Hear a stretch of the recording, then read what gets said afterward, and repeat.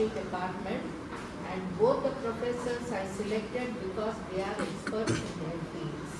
Varnikaran sir because he is a traditional classical Indian philosophy, and sir because he is from Assam, who is born and brought up in that tradition and rooted in that tradition, and he is also well versed with the historical, cultural, economic and the transformation that has been taking during the pre and the post Sankaradeva periods.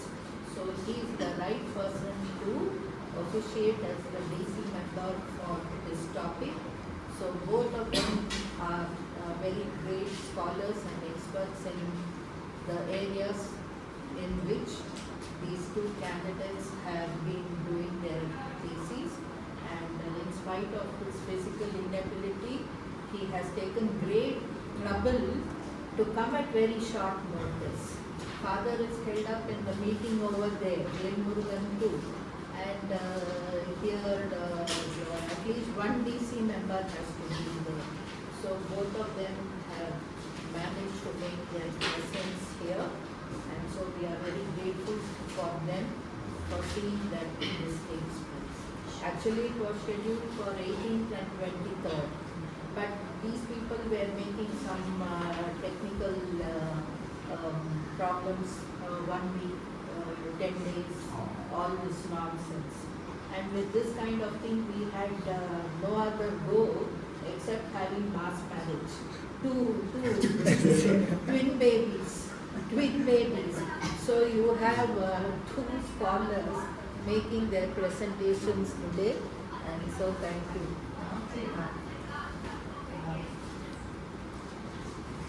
Where are the others now? Okay, start your presentation. Good morning to all, respected by Supervisor Dr. D.S. Sankaradeva, by Dr. Hafiz and Indra. I welcome you all to my Pre-Ph.D. Synopsis presentation. My topic is Relevance of Sankaradeva Neovism. These are my content sectors. First is life work of Sankaradeva. Second is socio-political scenario in Assam before Neo-Vaisnavism. Third one is socio-political scenario after Neo-Vaisnavism. And fourth one is impact of Sankaradevas Neo-Vaisnavism. So, a social reform movement swept across India between the 12th and 15th century AD. It was the Bhakti movement based on the doctrine of devotion. It initiated new ideas and gave birth to new faiths, which set the revolution in some places of the country. The new trend arose from the social degradation and cultural distortion that plagued many parts of India at that time. The corrupting influence of power, wealth, and ritualism made the priestly and ruling classes of the Hindu society commit various malpractices in the name of religion, which violated the social structure. These factors compelled the Hindu thinkers and reformers of the day to formulate a simple and more liberal faith acceptable to everybody. This set in motion what subsequently came to be known as the Vaishnava Bhakti movement. In Assam, during the 15th century, Srimanta Sankaradeva introduced the Vaishnava Bhakti movement to promote the welfare of all living beings and emphasize the message of universal brotherhood, commonly known as the Neo-Vaishnavite movement. The Vaishnava Bhakti movement spread throughout India, including Assam, to reform the socio-religious life of the Indians by propounding the divine grace to be achieved through devotion, open to all classes and castes. The movement dismissed the principle of God, which determines one's access to salvation through knowledge and rituals. Therefore, the movement initiated structural changes in the socio-religious spheres of the Hindu society and consequential changes in its value system and equality of relationships.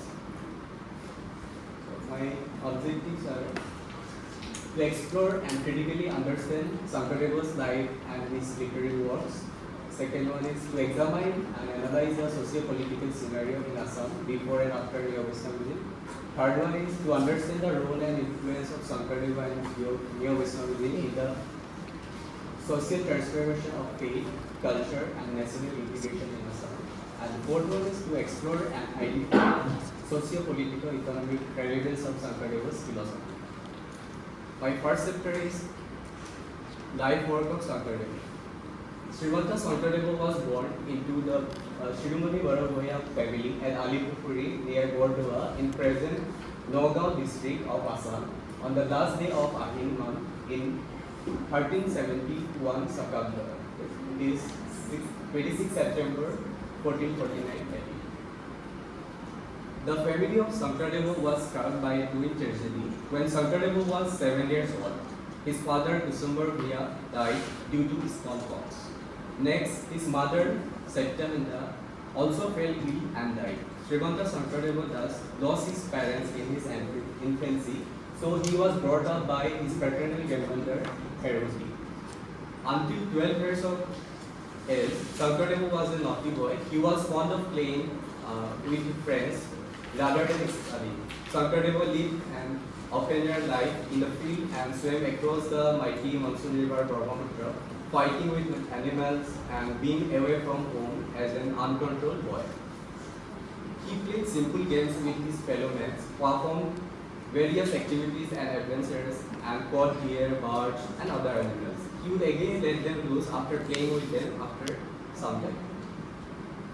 Sankaradeva joined school at 12 in Mahendra Country School. He stayed and studied in the tool for about 4 years and mastered the central scriptures of Hinduism. Sankaradevas literary and artistic contribution constitute the living tradition of Assam.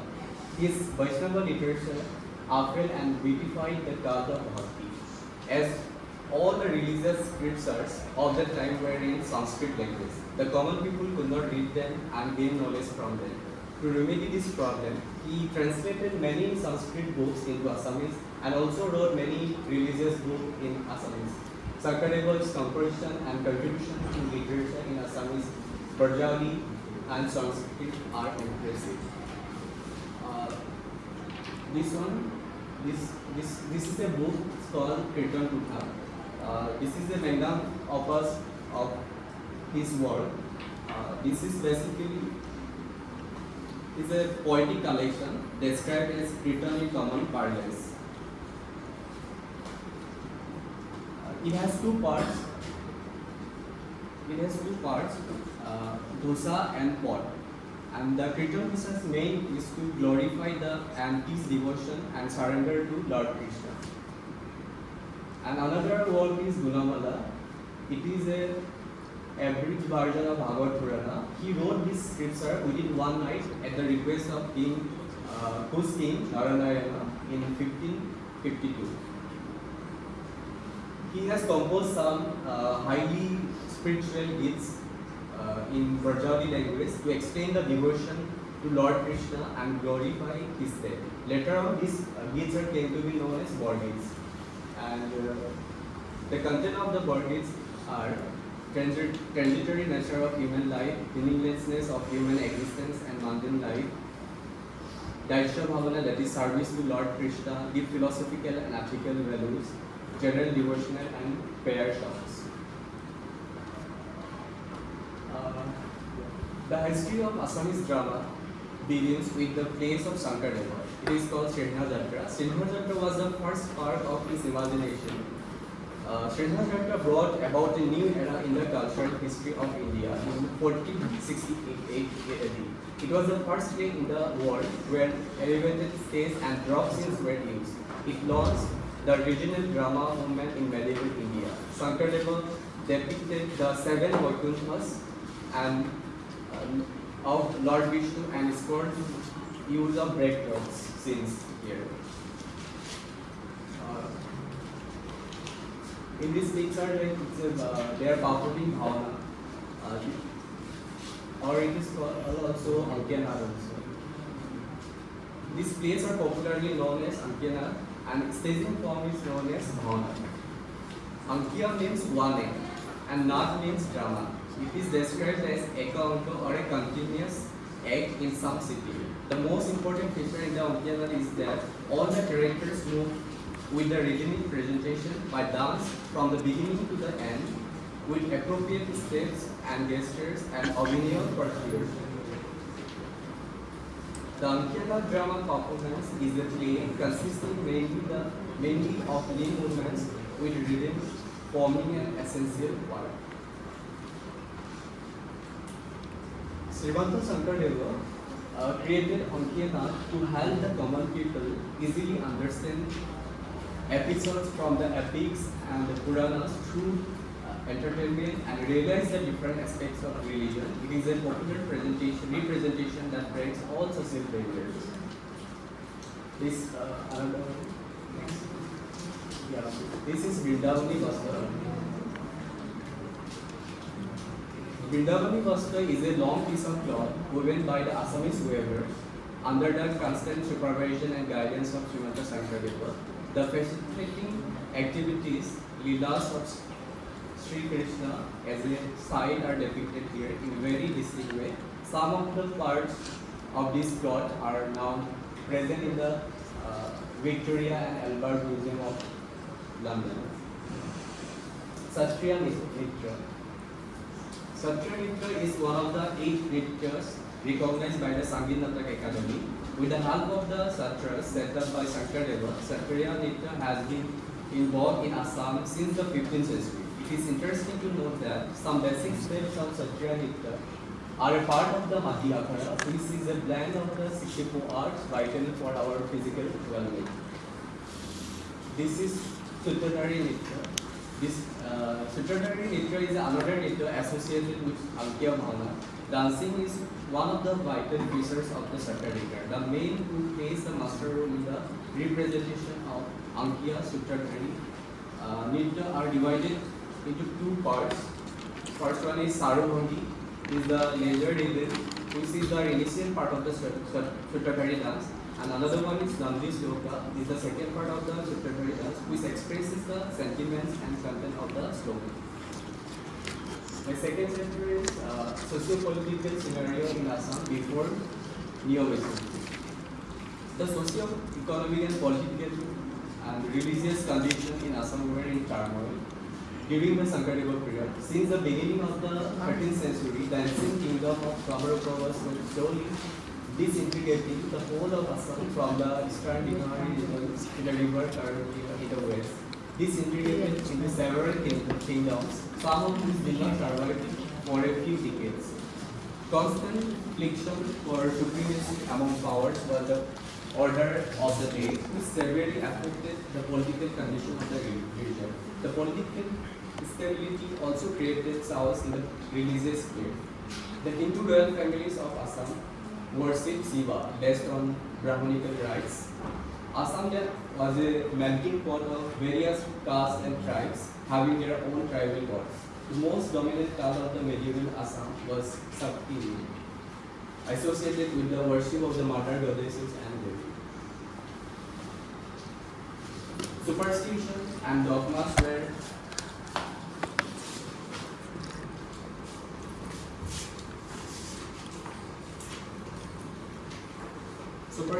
and dogmas were masquerading as religious faith in jagras and religious rites. Animals were sacrificed before God and goddesses.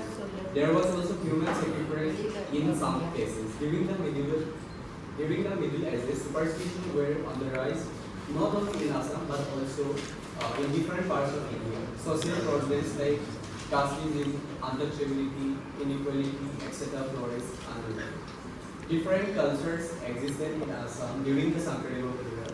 Most people belonged to non-Aryan tribes and had distinct manners, customs, and religious beliefs. Those who professed Hinduism closely adhered to Vaisnavism or Shaivism. Tantrism has been prevalent in Assam since ancient times. It is very powerful during the medieval period. The followers of this cult indulged in magical rites, spells, and light. The economically backward classes and the socially downtrodden became the victims of such crazy practices. The indigenous tribals followed their tribal faiths, bringing all these diverse communities and varying traditions under systematized religious code and cultural practice, and providing the masses with a mode of worship that would be simple and at the time accessible to all, was the pressing need of the hour. Against this backdrop, Srimanta Sankaradeva appeared on the scene, a multifaceted genius. Srimanta Sankaradeva was at once a spiritual leader, a social reformer, a prolific writer, a master playwright, and composer. He is credited with providing the bedrock of Assamese culture and creating a religion that set new values and social synthesis. The third chapter is socio-political scenario in Assam after Vaisnavism. So before that, I put here the historical background of Vaisnavism and some of the leading Vaisnavites and their views. Vaisnavism is Vaishnavism, an ancient religion of India, is a bhakti cult which recognizes and worships Lord Vishnu as the supreme god. The bhakti movement originated in the Tamil region of southern India before spreading to the north and the east. The significance of bhakti movement, initiated by the followers of the Tamil region, was a direct response to the moralism of Buddhism and the exclusive practices of Vedic Brahmin priests.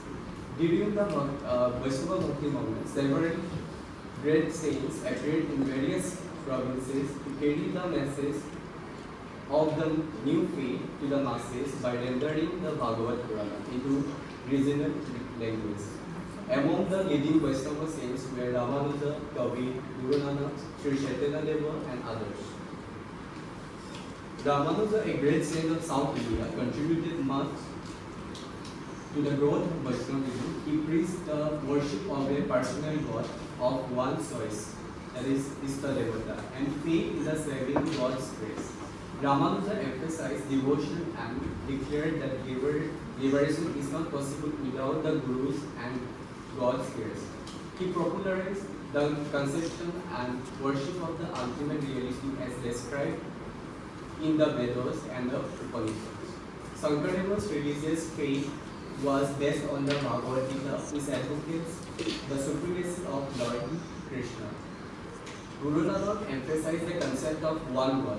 Any human being, Hindu or Muslim, high or low, can reach God through devotion. His teachings are in the form of verses and collected in an anthology called Adi Granth. Guru Nanak and Sankaradeva recognize scripture as a symbol of God rather than any ideal or This point you have to note here.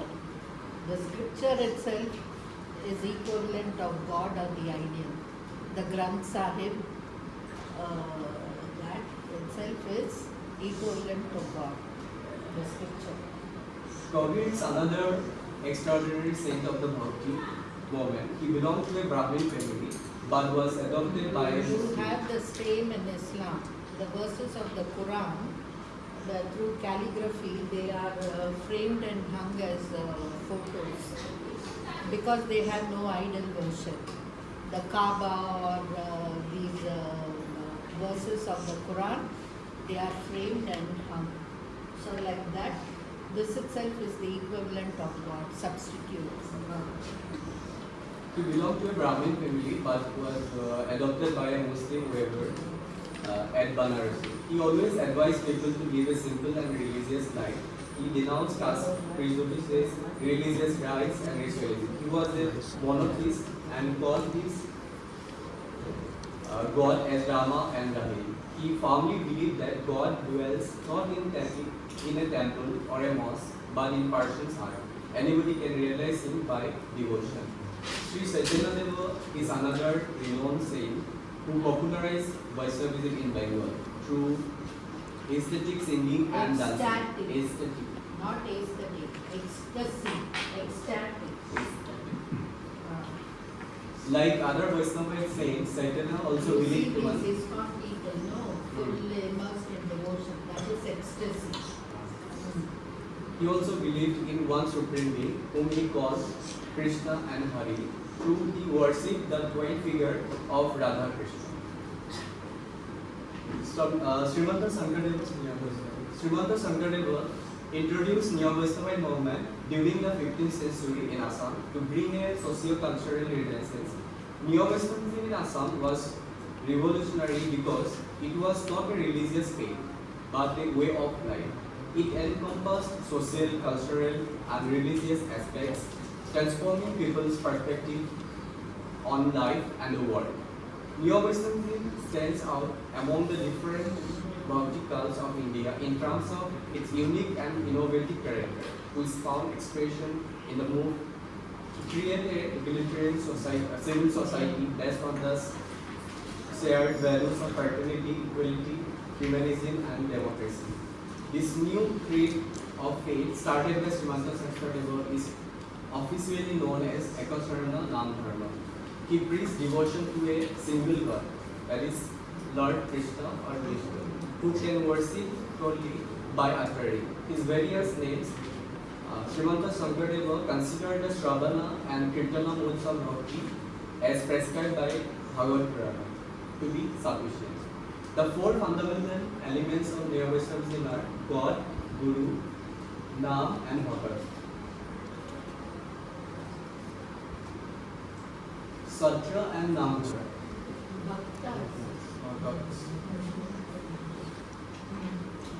Satra and Namdhara are the hallmarks of Neo-Vaishnavism. Neo-Vaishnavism in Assam is characterized by two unique institutions, that is the Satra and the Namdhara. Both played important roles in spreading the faith and are an integral feature of the Assamese social and cultural fabric. The Satras are generally situated on quadrangles surrounded by the walls. Each Satra is characterized by the existence of a Bachara, a Namghar, and Manipur, and 2 or 4 rows of Hathis. Details of this structure is mentioned below. This is called Bachara, the entrance of the Satra. This is Namghar, where this is inside the Namghar, where people used to gather.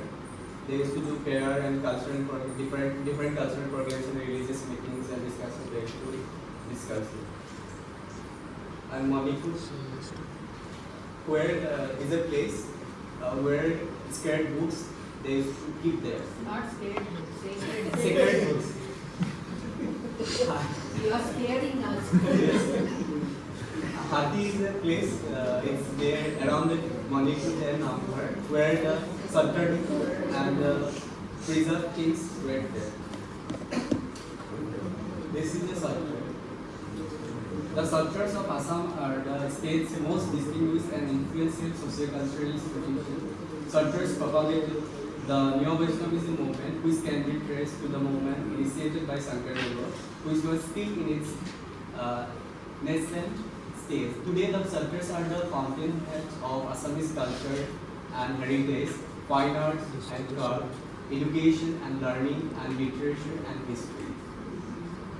For centuries, certain Satras have preserved the cultural tradition of the movement in their pristine purity.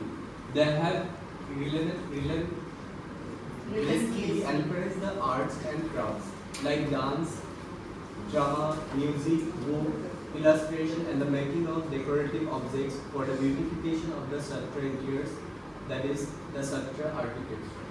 The preservation of the Satras is a matter of great importance,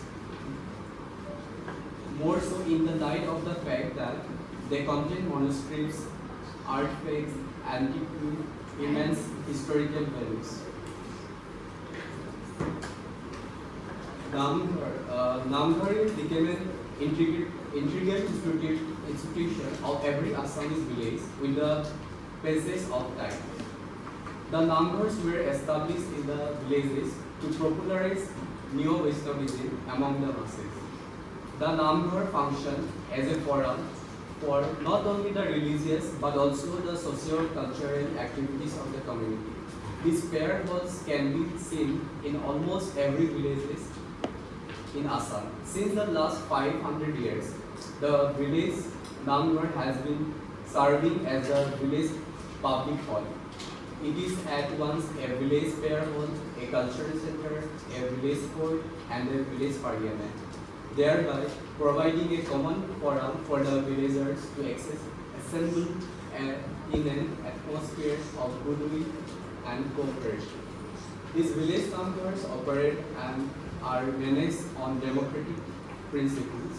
The numbers since the time of Srimanta Sankaradeva have been so designed and constructed that people of all races, tribes living in this part of the country can easily enter them and participate in congregational pairs and other bodies. Therefore, symbolically, the number is built without walls, or if at all, only with half walls, with 2 rows of pillars, and that is attached tin roof. yeah, attached Tin roof.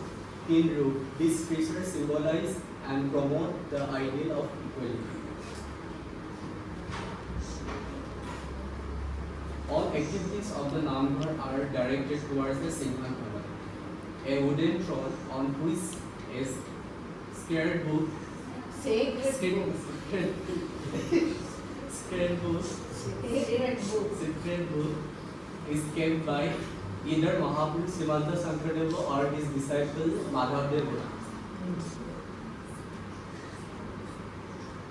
Once again scared, huh? Okay, come on. The sacred books include the Dasam, the Kirtan Pusa, and the Nam Pusa. And we can see like here 1, 3 rows. yeah, here 7 rows are there. You have reached 2 tiers, 3 tiers like Yeah. that. Yes. The Simhasan or the throne has 3, 5 or 7 Stories. tiers, Yes. rows, levels. The canopy on the top is called the Chandra. Chandra. Here we can see like in front of the Simhansana a bell metal lamp which is called Alkoivanti is kept in front of the screen. Right. And next it is called Dava. It is a fixed drum. It sounded twice daily, morning and evening. Like it's like an alarm clock.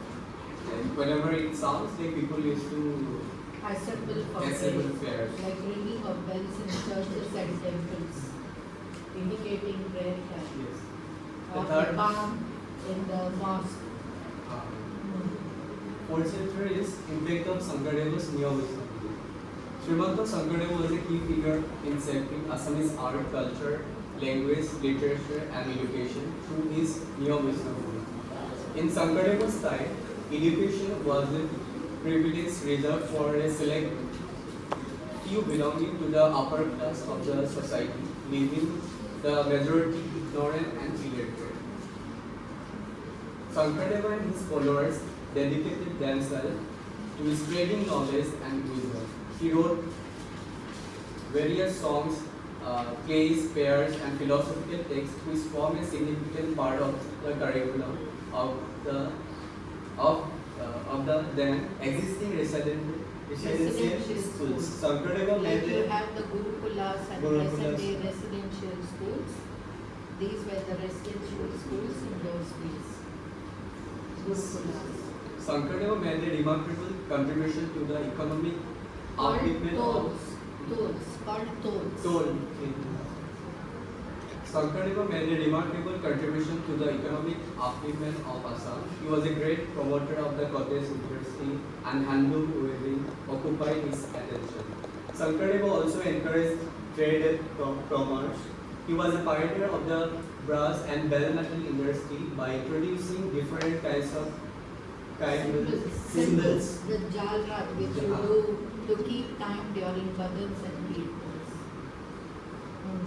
Which were universally used in Namkirtana by thousands of his followers. Sankaradeva encouraged his followers to grow his horticulture crops for income generation and self-employment.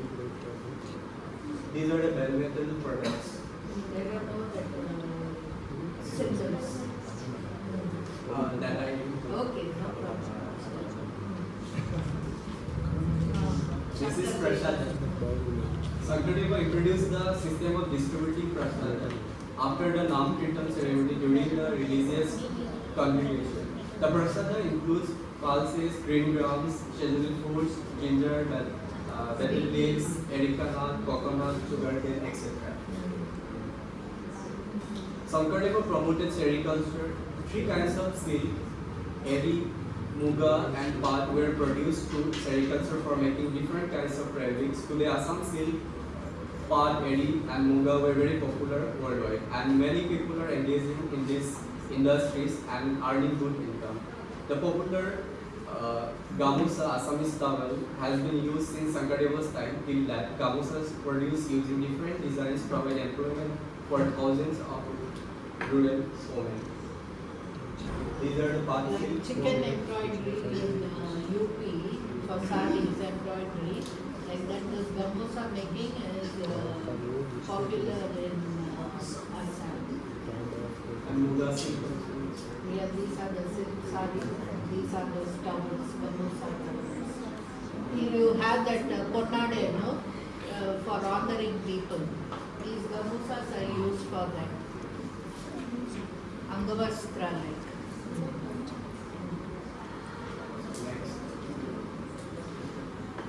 The neo-missionary movement started on a missionary note by working for the upliftment of the backward classes and minimizing the rigors of caste distinction. The peripheral groups, including the so-called untouchable and backward classes, were taken into the new fraternity. The earliest attempts to bring the backward tribes, caste, and classes into the fold of Vaisnavism was made by Srimanta Sankaradeva himself, who accepted Govinda belonging to the Garu tribe, Paramananda belonging to the Miri tribes, Narahari and Ahom, Narottama belonging to the Naga community, Jayarama, a Bhutia Persian, and Sanjay, a Muslim, as his disciples. They all took participate in the Bhavana They all performance. participated, Yeah. not they all took part, not all took participate. They all participated. They all participated in the Bhavana performances and when required acted as guides to analyze the aspects of Ekasharana Namdharma. In his popular work Kirtan Kusha, Srimanta Sankaradeva declared that there is no caste difference in bhakti. It is Nahi Bhaktiya Jati Agrati Vishaya. Therefore, people from all castes and walks of life were received by Srimanta Sankaradeva as disciples, and they could even serve as a teacher in his Vaishnava order. A democratic outlook permits the entire teachings and practices of the Neo-Vaishnava faith in Assam. On the other hand, God has been brought down from the metaphysical heights to the reach of the ordinary people. On the other hand, the status of human beings, indeed all creatures, have been elevated by highlighting the God and soul relation. Srimanta Sankadeva's concerns were not limited to human rights alone, but extended to include even animal and plant rights. As evident from some of his literary contributions, it is based on the simple principle that every living being is God's creation. The fundamental principle of Neo-Vaishnava movement is the enlightenment of the human conscience through universal love. Sankadeva's missionary work started amidst the backward classes was extensively carried out by his successor and followers during the succeeding years. Members of such tribes as the Koses, the Ahoms, Kashari, Sukiyas, and the Nagas soon took to the new period of Vaishnavism. Thus, as already stated, we can conclude that the Neo-Vaishnava movement made a significant impact on the social reformation of the medieval Assamese society in 16th century. The movement ideologically supported the ruling authorities for constructing an Assamese identity. The movement also created a new social order by exorcising superstition, corruption, irrational beliefs and practices. It strengthened universal brotherhood by uniting the different communities irrespective of their caste and creed. This unity contributed to the formation of a general Assamese society.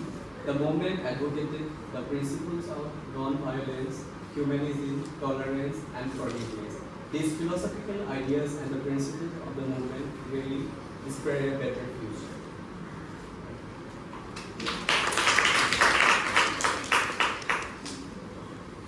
Now the presentation is open for discussion. Both of you go ahead. So you start your